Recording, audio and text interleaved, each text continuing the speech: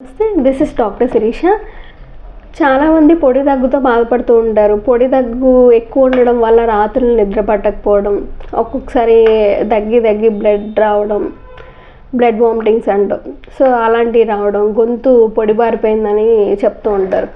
So అలాంటప్పుడు చాలామంది చేసే బ్లండర్ మిస్టేక్ తులసి లీవ్స్, టర్మరిక్, ఇవి యాక్చువల్గా ఈ రెండు మంచివే, ఇన్ఫెక్షన్ తగ్గించేవే, దగ్గుని తగ్గించేవే. కానీ ఎలాంటి కాఫ్లో, వెట్ కాఫ్లో అంటే మీకు కళ్ళి పడుతున్నప్పుడు, బాగా జలుబు అవన్నీ ఉన్నప్పుడు.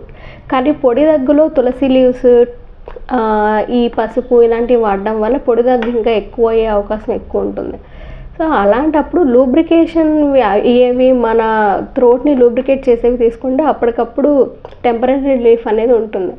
సో అలాంటి వాటికి ఇలా యాలకులు బాగా పనిచేస్తూ ఉంటాయి. సో ఇలాచీని పౌడర్ చేసి అందులో 1/2 టేబుల్ స్పూన్ పటిక బెల్లం క్రష్ చేసి కలిపి, దాంట్లో 1/2 టేబుల్ స్పూన్ గీ కలిపి, ఈ రెమెడీ రోజుకి 3 టైమ్స్ మార్నింగ్, ఆఫ్టర్నూన్, నైట్ తీసుకుంటే పొడి దగ్గు చాలా వరకు తగ్గుతుంది.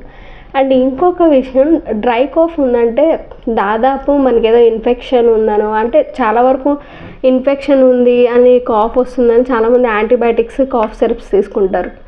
అదొక్కటి రీజన్ కాదు. ఒక్కొక్కసారి మనకి ఇండైజెషన్ ప్రాబ్లం ఉన్నా, అంటే సరిగ్గా అరుగుదల లేకపోయినా, గ్యాస్ట్రిక్ ట్రబుల్స్ ఎక్కువ ఉన్న వాళ్ళైనా సరే ఎక్కువ డ్రై కాఫ్తో బాధపడుతూ ఉంటారు.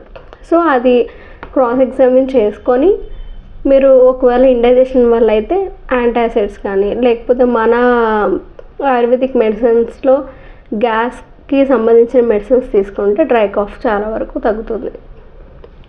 So thanks for watching.